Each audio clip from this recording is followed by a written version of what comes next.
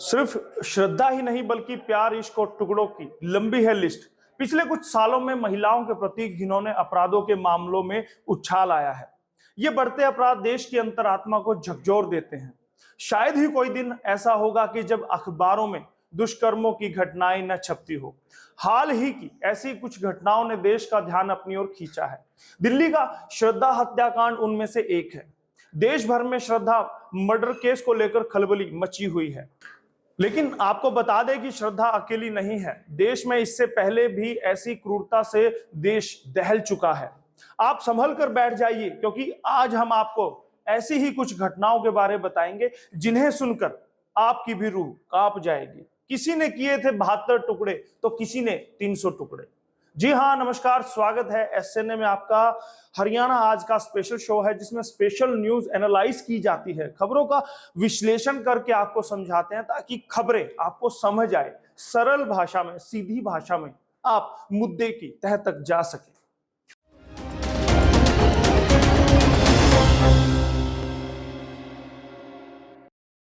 आरोपी आफ्ताब ने इस साल मई में श्रद्धा की हत्या कर दी और उसके शरीर के 35 टुकड़े करके फ्रिज में रख दिए। इसके बाद उसने एक एक कर टुकड़ों को बड़ी ही सावधानी से छतरपुर के जंगल और दिल्ली के अलग अलग हिस्सों में फेंक दिया। देश की राजधानी में बेरहमी से हुए इस हत्याकांड से पूरा देश दहल गया है। इस केस में हर रोज कुछ ना कुछ नई बात सामने आ रही है। हाल ही में मिली जानकारी के मुताबिक आफ्ताब अमीन पूनावाला की 20 से ज्यादा महिलाओं से दोस्ती थी। ये सभी महिलाएं बम्बल डेटिंग ऐप से दोस्त बनी। इससे भी बड़ी हैरान करने वाली बात तो यह है कि ज्यादातर महिला दोस्त उसके घर पर भी आ चुकी थी। ज्यादातर महिला दोस्तों से उसके नजदीकी संबंध भी रह चुके थे। आरोपी आफ्ताब पूनावाला ने महरौली पुलिस की पूछताछ में यह बड़ा खुलासा किया है, जिसके बाद से महरौली पुलिस ने डेटिंग ऐप बम्बल को पत्र लिखा है और मैसेज भी किया है, जिससे कि उसके डेटिंग ऐप के बारे में जानकारी मिल सके। ओडिशा हत्याकांड, शरीर के किए 300 टुकड़े। जी हां, आपको बता दें कि जून 2013 में एक सेवानिवृत्त लेफ्टिनेंट कर्नल ने गुस्से में आकर अपनी पत्नी की हत्या कर दी थी। सेवानिवृत्त लेफ्टिनेंट कर्नल सोमनाथ परिदा ने भुवनेश्वर में अपने घर पर अपनी पत्नी उपाश्री की स्टील की मशाल से हत्या कर दी। फिर उसने उसके शरीर के 300 टुकड़े कर दिए। सर्जरी में इस्तेमाल किए जाने वाले उपकरणों से कर्नल ने पत्नी के शरीर के 6-6 इंच के टुकड़े कर दिए और उन्हें 22 टिफिन में पैक कर दिया। बदबू ना फैले इसके लिए उसने ऊपर फिनाइल भी डाला था। पत्नी उपाश्री का अपनी बहन से संपर्क नहीं होने पर उपाश्री का भाई कुछ रिश्तेदारों के साथ बहन के बारे में पूछताछ करने भुवनेश्वर आया। उस समय उसने दरवाजा खटखटाया, लेकिन किसी ने दरवाजा नहीं खोला। परिजनों को शक हुआ तो खिड़की से देखने की कोशिश की। उस समय उन्हें घर से बदबू आ रही थी। परिजन अनहोनी की आशंका पर पुलिस के पास पहुंचे। उसके बाद retired lieutenant colonel Somnath Parida को हिरासत में लिया गया। इस मामले में कोर्ट ने उन्हें दोषी करार देते हुए उम्र कैद की सजा सुनाई थी। अनुपमा गुलाटी हत्या, किए गए थे 72 टुकड़े। पुलिस ने श्रद्धा हत्याकांड के आरोपी आफ्ताब का फोन जब्त कर उसकी सीडीआर रिपोर्ट निकाली। साथ ही उसकी फोन की हिस्ट्री भी चेक की। उस वक्त पुलिस हैरान रह गई जब पता चला कि आफ्ताब ने श्रद्धा को मारने से पहले अनुपमा गुलाटी हत्याकांड के बारे में गूगल पर सर्च किया था। अक्टूबर 2010 अनुपमा के पति राजेश गुलाटी ने भी उसकी बेरहमी से हत्या कर दी थी। उस वक्त राजेश ने उसके शरीर के एक नहीं बल्कि 72 टुकड़े कर दिए थे। सभी टुकड़ों को डीप फ्रीजर में रखा गया। उस समय अनुपमा के भाई ने अपनी बहन से संपर्क करने की कोशिश की थी, लेकिन अनुपमा से कोई संपर्क नहीं हो पाया था। उस वक्त अनुपमा का भाई सूरज दिल्ली से अनुपमा से मिलने देहरादून पहुंचा तो अनुपमा की हत्या का मामला सामने आया था। बता दें कि अनुपमा ने सॉफ्टवेयर इंजीनियर राजेश से लव मैरिज की थी। पुलिस द्वारा दायर चार्जशीट के मुताबिक अनुपमा और राजेश गुलाटी के बीच अक्सर लड़ाई होती रहती थी। अनुपमा की हत्या वाले दिन भी दोनों के बीच कहासुनी हुई थी।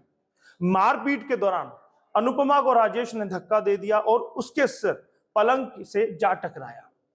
इसके बाद राजेश ने अनुपमा के चेहरे पर तकिया रखकर उसकी हत्या कर दी। हत्या के वक्त गुलाटी दंपत्ति के दोनों बच्चे 4 साल के थे। राजेश अभी भी जेल में है। तंदूर मर्डर केस। अपनी पत्नी को मार डाला और रेस्टोरेंट के तंदूर में डालकर जलाया। मामला 1995 का है। यूथ कांग्रेस के पूर्व नेता सुशील ने अपनी पत्नी नैना को किसी के साथ फोन पर बात करते देख लिया। सुशील को देख नैना ने फोन रख दिया, लेकिन सुशील ने फिर वही नंबर डायल किया तो दूसरी तरफ उसका सहपाठी करीम मतबूल बोल रहा था। उसकी आवाज सुनकर सुशील को गुस्सा आ गया। सुशील ने गुस्से में अपनी पत्नी को मार डाला। वह यही नहीं रुका, उसने अपनी पत्नी के शव को ठिकाने लगाने के लिए जो किया वह हैरान करने वाला है। सुशील ने नैना के शरीर के टुकड़ों को अपने रेस्टोरेंट के तंदूर में डालकर जलाना शुरू कर दिया। इसमें उनके रेस्टोरेंट के मैनेजर भी उनकी मदद कर रहे थे। शव जलते ही चूल्हे से आग की लपटें निकलने लगी। यह देख रेस्टोरेंट के बाहर सब्जी बेच रही महिला की चीख निकल गई। उस समय गश्त कर रही पुलिस वहां पहुंची तो सारा मामला सामने आ गया था। बेला रानी दत्ता मर्डर केस। अखबार में लिपटा मिला पैकेट इंसानी हाथ की एक उंगली निकली थी बाहर। जनवरी साल 1954 एक ऐसी घटना घटी जिससे पूरे देश में हंगामा मचा दिया। कोलकाता में एक सफाई कर्मी को शौचालय के पास अखबार में लिपटा एक पैकेट मिला। उस पैकेट पर खून के छींटे थे और उससे एक इंसानी हाथ की उंगली निकली हुई थी। इसके बाद सफाई कर्मी ने तुरंत इसकी सूचना पुलिस को दी। पुलिस ने मौके पर पहुंचकर जांच शुरू की तो चौंकाने वाली घटना सामने आई। दरअसल बीरेन नाम के युवक का बेला रानी और मीरा नाम की महिलाओं से संबंध था। अगर वह मिलने में देर करता तो दोनों महिलाएं उससे सवाल पूछती थी। बीरेन उनके सवालों का जवाब देते हुए निराश हो गया था। बेला रानी ने बीरेन को बताया कि वह मां भी बनने वाली है। बीरेन यह बात सुनकर गुस्सा हो गया और उसने गुस्से में बेला रानी की हत्या कर दी। इसके बाद उसने बेला रानी के शव के टुकड़े कर दिए। फिर बीरेन ने टुकड़ों को घर की अलमारी में रख दिया। 2 दिन तक घर में सोया रहा। उसके बाद बेला रानी के शरीर के टुकड़े शहर के अलग अलग हिस्सों में फेंक दिए। मामले में दोषी पाए जाने के बाद बीरेन को मौत की सजा सुनाई गई थी। हेतल पारेख मर्डर। 1990 में घटना घटी। कोलकाता की 15 वर्षीय स्कूली छात्रा हेतल पारेख के साथ उसके ही घर में बेरहमी से कत्ल कर दिया गया था। पहले उसका बलात्कार किया गया, उसके बाद उसकी हत्या कर दी गई। एक दिन दोपहर में जब उसकी मां मंदिर गई तो सोसाइटी के सिक्योरिटी गार्ड ने हेतल के साथ रेप कर उसकी हत्या कर दी। इस घटना से पश्चिम बंगाल में हंगामा मच गया। इस घटना की राज्य के नेताओं ने, लोगों ने व्यापक रूप से निंदा की। कानून ने गार्ड को दोषी करार दिया और उसे जेल भेज दिया गया। गार्ड ने तत्कालीन राष्ट्रपति एपीजे अब्दुल कलाम के पास दया के लिए आवेदन किया था, लेकिन इसे खारिज कर दिया गया। आखिरकार उन्हें 2004 में कोलकाता की अलीपुर जेल में फांसी दे दी गई। धनंजय 21वीं सदी में कानूनी रूप से फांसी दिए जाने वाला पहला आरोपी था, जिसे हम गार्ड के रूप में जानते हैं। और भी हैं कई पीड़ित। ऐसे कई सारे मामले हैं जिन्होंने ऐसे कई बेटियों को जान गंवाने पर मजबूर किया है। अपने मां बाप से रिश्ता तोड़ने के बाद अपनी मर्जी से विवाह करने वाली युवतियों के पास लौटने का कोई अंतिम रास्ता भी नहीं बचता। किंतु जोश जोश में लिए ऐसे अनगिनत फैसले हैं जिनका ज्यादातर अंजाम कुछ ऐसा ही होता है। कई ऐसे केस समाज के सामने आए हैं जिन्होंने पूरे देश को हिलाकर रख दिया है, और कई ऐसे भी जिनके बारे में शायद किसी को आज तक पता भी नहीं चल पाया है। खैर, फिलहाल श्रद्धा हत्याकांड के हर पहलू से जांच की जा रही है। पुलिस के एक वरिष्ठ अधिकारी ने बताया कि आफ्ताब की श्रद्धा से बम्बल ऐप के जरिए ही दोस्ती हुई थी। उस समय श्रद्धा कॉलेज में पढ़ाई कर रही थी और आरोपी कॉल सेंटर में नौकरी करता था। श्रद्धा की हत्या के बाद आरोपी आफ्ताब ने अपना मोबाइल OLX पर बेच दिया था और सिम तोड़कर फेंक दी। फिर दिल्ली से उसी नंबर का दूसरा सिम लिया था। दिल्ली में उसने नया मोबाइल खरीदा और फिलहाल वो अपनी उसी नंबर को इस्तेमाल कर रहा है। इस वक्त पूरा देश चाहता है कि आरोपी आफ्ताब को फांसी से भी ज्यादा खतरनाक सजा मिले, लेकिन हम श्रद्धा से भी बात करना चाहते हैं।